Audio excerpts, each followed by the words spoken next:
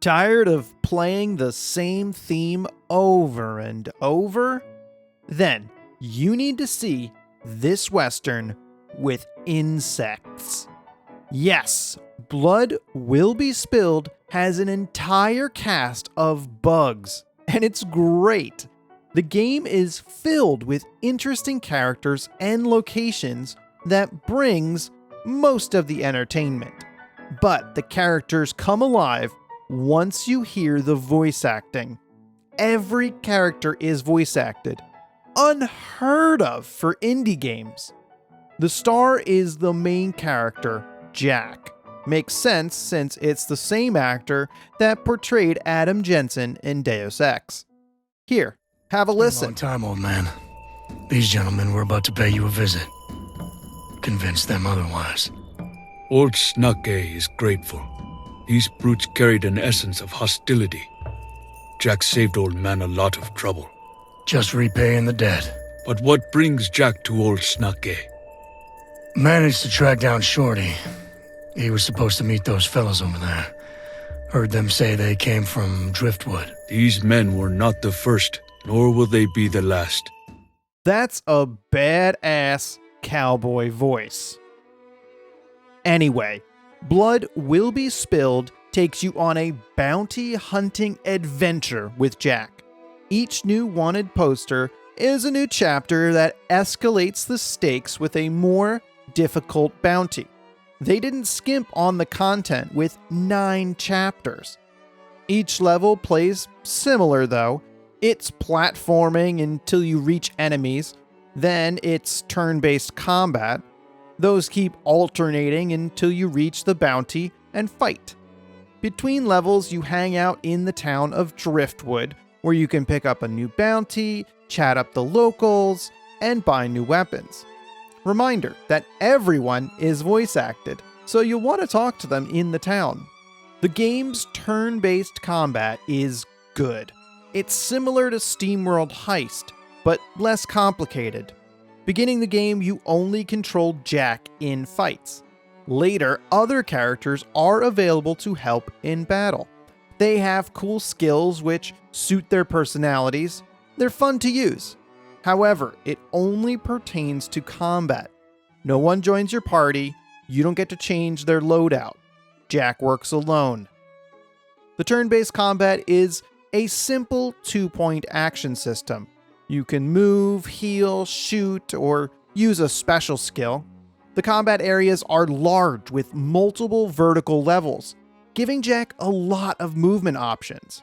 There are boxes littered throughout, but they will break after taking a few shots. The limited cover causes a lot more movement. You can't stick to one section of cover the entire fight. But being able to use the floors and ceilings as cover can keep the enemies from ganging up on you. A bounty hunter only needs one tool, the revolver. There are 7 revolvers, each with different stats, power, weight, and accuracy, but they must be purchased, essentially locking the content out until you progress. Now, the skill system. It's broken up into 3 trees: the good, the bad, and the ugly. Check them out.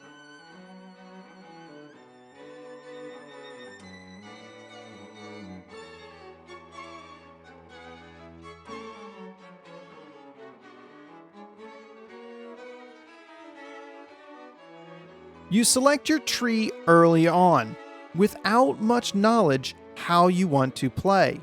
It's difficult to choose with such limited information. A name, brief description, and first 2 skills isn't much to go on. The good skill tree's first ability is to ricochet a shot, which takes 2 blood. Sounds good, except it's completely negated by mindful aiming. Even when enemies are behind cover, you can still headshot them if you're careful.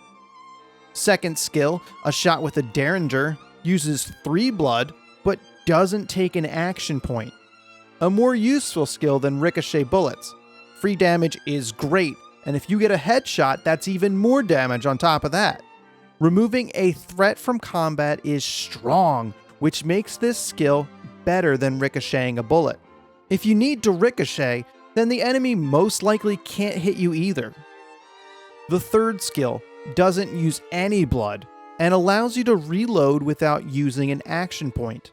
That's invaluable. It's like having a free action point because most turns you need to both move and shoot. Keep in mind that the third skill isn't known before selecting a skill tree. What's with all the blood? Oh, don't forget, all the characters are insects, and Jack is a mosquito. He's powered on blood. They're gross. There are 3 ways to get blood. First, during your turn in combat, you can stand next to a dead enemy. Second, you can suck blood from enemies while in melee range. It has a great animation. Blood for blood. It's weird to use the siphoned blood of your enemies against them, but it has a certain Western charm. Last, at the end of combat, you're scored, gaining points for shooting and using skills, but losing points for taking damage or turns. Here, you can gain up to 3 points of blood. Tracking your shots and skills against your turns is not something you want to do, so it ends up being arbitrary. You'll either gain 3 blood or not, whatever. Besides, it's opaque. Who can say how many points a special shot is worth? The whole blood system can limit players from using fun special skills. Another problem with the combat is that the enemies are dumb, especially the long-distance riflemen. They aim directly at you each turn, but if their red line of sight doesn't go through Jack, it won't hit. You can get away with standing behind cover for far longer than you should be able to. If they were created to force the player to move, then they've failed. They're the easiest enemy in the game. Even with the negatives, the combat has polish. It's obvious the developers spent the most time adding enemies and refining levels. The bosses are fun, although fighting a single enemy isn't as dynamic. A special call out to the user interface, as it's well done. Everything is clear, even walls you can't shoot through. In a turn-based game where every shot matters, you do not want to be surprised. Where the developers spent all their time touching up the combat, they neglected the platforming. It's clunky. It feels like they're fighting the physics engine. There's a lot of mechanics besides jumping that are not perfected. Shooting locks is a pain in the ass. Sliding under a wall has a slight pause at the end, which ruins it. Pulling yourself over a ledge helps smooth the jumping, but it has a slow animation. These little mistakes add up, but even though it's the other 50% of the game, it doesn't ruin it. Restarting at a checkpoint is quick, and they're close together. The developer has been releasing constant updates, and the game plays better than ever. That's expected to continue. There's no way you should let a few small bugs stop you from experiencing a game so rich in story and content. The game succeeds at keeping it interesting by deviating from the standard platforming experience. The risks they took adding in new mechanics added the jank, but it's worth it. You'll never be bored playing Blood Will Be Spilled. The next level always brought a new, unexpected mechanic. Side note, you must play with a controller. All the button prompts show a controller, and there are gaps with the keyboard controls that make it frustrating. Overall, Blood Will Be Spilled is fun, and I enjoyed it all the way through. It's worth your time.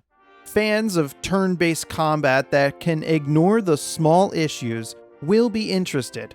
I have confidence in the developer's abilities to fix everything. The core mechanics are fun, and the rest can be fixed.